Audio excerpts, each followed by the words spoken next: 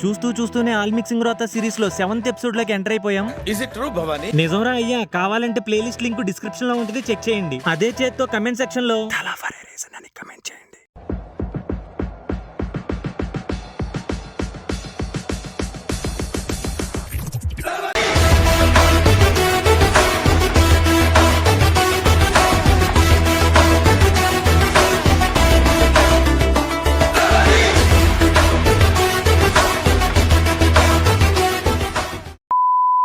Hello everybody, welcome back to SKR counters. General గా ladies first అంటారు కాబట్టి ఈ రోజు మనం మాట్లాడుకోబోయే బోక్ బ్యాచ్ లిస్ట్ లో ఫస్ట్ వచ్చేది ఎవరంటే షో గర్ల్.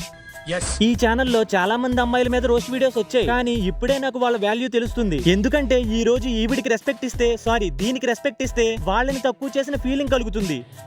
వీడియో షేర్ చేయండి సిఎస్కే ఫ్యాన్స్ కి, వాళ్ళకి గుర్తున్న దమ్ము ఉంటే ఈ వీడియోని ట్రోల్ చేసి చూపించండి. ఏంటి కర్మ. సో 5 కప్స్ ఉన్నాయి సిఎస్కే కి, ముంబైకి 5 కప్స్ ఉన్నాయి, 3 కప్స్ ఉన్నాయి. ఎవరికి?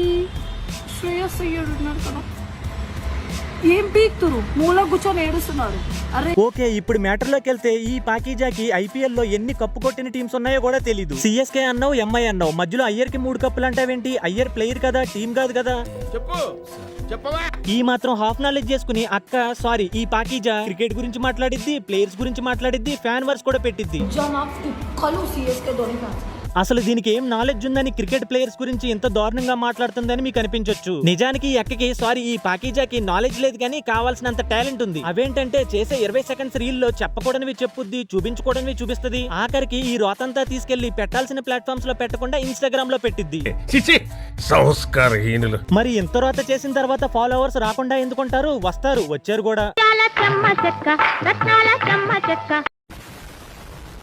ఇంకోటి ఏంటన్నావు? ధోని ఫ్యాన్స్ మొట్టగొడవాలా? సిఎస్కే ఫ్యాన్స్ మూల కూర్చొని కుడుకోండి మీరు. ఇండియాలో పుట్టి ఇండియన్ ప్లేయర్స్ మీదే విషం కక్కుతావు. దుబాయ్ వెళ్లి అక్కడ డబ్బుల కోసం అడ్డమైన యాప్స్ అన్ని ప్రమోట్ చేస్తూ లగ్జరీ లైఫ్ లీడ్ చేస్తూ లింగ మార్పిడి చేసుకుని అబ్బాయిలా మారిపోయావా ఏంటి? ఆహా, నేను డౌట్ కొద్దీ అడుగుతున్నాను, ఎందుకంటే చాలా కాన్ఫిడెంట్ గా మొట్టగొడవండి అని స్టేట్మెంట్ ఇచ్చావు. ధోని ఫ్యాన్స్ కి, మెయిన్ గా సిఎస్కే ధోని ఫ్యాన్స్ కి చెప్తున్నా, మీకు మొగతనం లేదు అని ఈ ఒక్క వీడియోతో మొత్తం వరల్డ్ వైడ్ గా తెలియజేస్తున్నాను నేను. ఎందుకంటే హోరు బాబాయ్, మళ్ళీ ఆ పీత బుర్రేసుకుని వచ్చేసావా? దీనికి ఆకు తెలీదు తెలీదు. అరే థియేటర్ లో ధోని బర్త్డే అప్పుడు ఆర్సీబీ ఫ్యాన్ జెర్సీ వేసుకొని వచ్చిందని చెప్పేసి మీకు ఆలి ఒక్కొన్ని చూసి మీ అందరూ ఎగబడి కొట్టిన చూడు, మీరు కుక్కలతో సమానం. కొజ్జన కుక్కలు సిఎస్కే ధోని ఫ్యాన్స్. లిటరల్లీ చెప్తున్నా కదా, ఒక్కొని చూసి కొట్టడం మొగతనం కాదు. అక్కడ సిచ్యువేషన్ ఏంటంటే ధోని సినిమా రిలీజ్ అయ్యింది, అక్కడికి 90% ధోని ఫ్యాన్సే వస్తారు, మిగతా 10% వేరే వాళ్ళు వస్తారు. అందులో వీడొకడు. వచ్చిన వాడు పక్క వాళ్ళని ఇబ్బంది పెట్టకుండా, సినిమాని ఎంజాయ్ చేయకుండా విరాట్ కోహ్లీ గురించి అరుస్తున్నాడు. ఇక్కడ అరవటం తప్పు కాదు మామ, కానీ ఏమని అరుస్తున్నాడు? ఎవడైనా ధోని తర్వాతే ధోని మడ్డ కిందే ఎవడైనా అని చెప్పి అక్కడ ధోని ఫ్యాన్స్ ని రెచ్చగొట్టాడు. రివర్స్ గా వాళ్ళు వీడు కొత్త పగలగొట్టారు. నువ్వు నీ వీడియోలో వివరంగా ఇదంతా చెప్పకుండా కేవలం ధోని ఫ్యాన్స్ అందరూ కలిపి కోహ్లీ ఫ్యాన్ ఒక్కడనే చేసి కొట్టేశారని చెప్పి ఫ్యాన్ వార్స్ క్రియేట్ చేస్తున్నావు.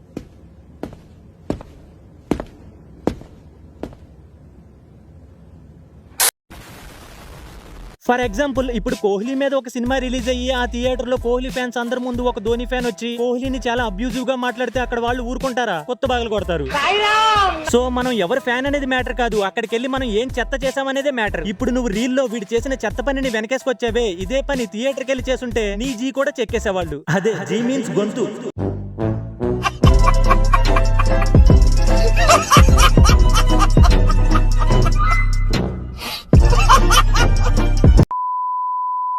నిజానికి తెలుగు, తమిళ్, కన్నడ, మలయాళ, హిందీ లాంగ్వేజెస్ లో కూడా క్రికెట్ ప్రెడిక్షన్స్ చెప్తారు. కానీ ఎవరు ట్రోల్ అవ్వని విధంగా అప్పట్లో వేణుస్వామి, ఆ తర్వాత ఈ షోగాలే ట్రోల్ అయ్యారు. ఎందుకంటే అక్క నాలెడ్జ్ అలాంటిది, జ్ఞానం వైన్ లాంటిది, ఎంత తాగితే అంత బలం అన్నమాట. 2012 ఐపీఎల్ సీజన్ లో పూర్ పర్ఫార్మెన్స్ తో పాయింట్స్ టేబుల్ లో చివరున్న పుణె వారియర్స్ ఇండియా కూడా అక్క ఇచ్చిన ప్రెడిక్షన్స్ కంటే ఎక్కువ మ్యాచ్లే గెలిచింది. జనరల్ గా ఎవరైనా రాంగ్ ప్రెడిక్షన్ ఇస్తే అరే ఇకపై వీడిని ఫాలో అవ్వకూడదురా అనుకుంటారు. కానీ తను జీ బల్బ్ తో ప్రెడిక్షన్ ఇస్తది కదా, అదే గొంతు బల్బుతో. ఆ ప్రెడిక్షన్స్ రాంగ్ అయినప్పుడు కమెంట్ సెక్షన్ లో అందరూ 90mm రాడ్స్ దింపుతారు. ప్రతి కమెంట్ కి రిప్లై ఇవ్వలేదు కాబట్టి అలా అని చెప్పి మాట్లాడకుండా ఉంటే ఓడిపోయాను అనుకుంటారేమో అని తన ఫ్రస్ట్రేషన్ అంతా క్రికెట్ నాలెడ్జ్ గెయిన్ చేయడానికి కాకుండా ఫ్యాన్స్ మధ్య చిచ్చులు పెట్టడానికి ఉపయోగిస్తూ ఇలాంటి రోత వీడియోలు పోస్ట్ చేస్తది. తెలియక అడుగుతున్నాను, ఇదో బతుక చెప్పండి. కానీ నాకు తెలుసు కదా ఈ పాకీజాకి 90mm రాడ్లు సరిపోవు, తన కమెంట్ సెక్షన్ చాలా పెద్దది, వాటికి 180mm ఫ్యాక్ట్స్ అయితేనే కరెక్ట్ అని. సో అందుకనే ఈ వీడియోలో చాలా రాగా మాట్లాడుతూ చూపించాల్సి వచ్చింది ఫ్యాక్ట్స్. ఓకే మామ, ఇది ఆల్ మిక్సింగ్ రోతా సిరీస్ కాబట్టి ఇందులో 2 రీల్స్ రియాక్ట్ అవడమే ఎక్కువ. లేదు ఈ పాకీజా మీద ఫుల్ లెంత్ వీడియో కావాలి అంటే అక్క డేటా మొత్తం నా దగ్గర ఉంది. ఈ వీడియోకి 3.5K లైక్స్ కొడితే దింపుతా మామ, ఒక మినీ 50 షేడ్సే దింపుతా.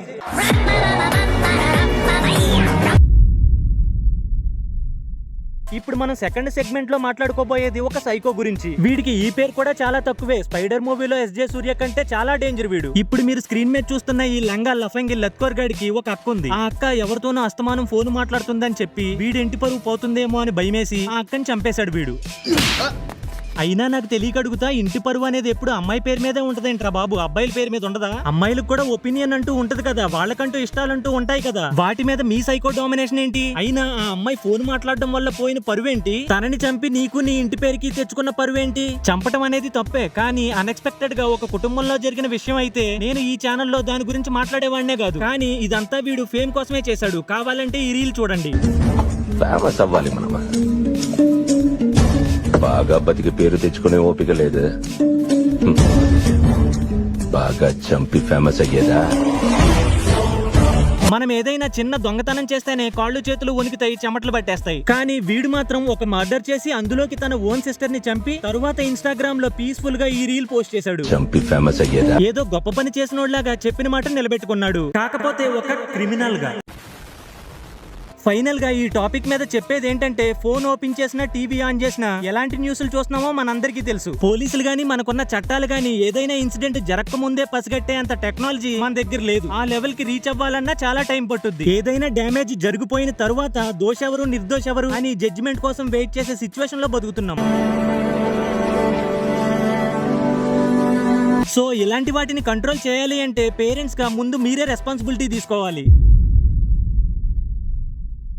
ఓకే గైస్, ఈ రోజుకి ఇంతే ఈ వీడియో మీకు నచ్చినట్లయితే 2K లైక్స్ కొట్టండి మావా. అలాగే మన బ్యాకప్ ఛానల్స్ లింక్స్ డిస్క్రిప్షన్ లో ఉన్నాయి, వాటిని కూడా సబ్స్క్రైబ్ చేసుకోండి మావా. చూడటం కాదండి, మీరు చెయ్యాలంతే. సరే మరి నెక్స్ట్ వీడియోతో తొందరలోనే కలుస్తా. థ్యాంక్స్, నమస్తే. హే గైస్ అందరికి, సో నా స్టోరీలో నా బయోలో లింక్ ఉంది. ద రియల్ గ్యాంబ్లర్ సుధీర్ వాళ్ళ ప్రిడిక్షన్ ఛానల్ అన్నమాట. ద బెస్ట్ ఛానల్ అని చెప్తా నేను.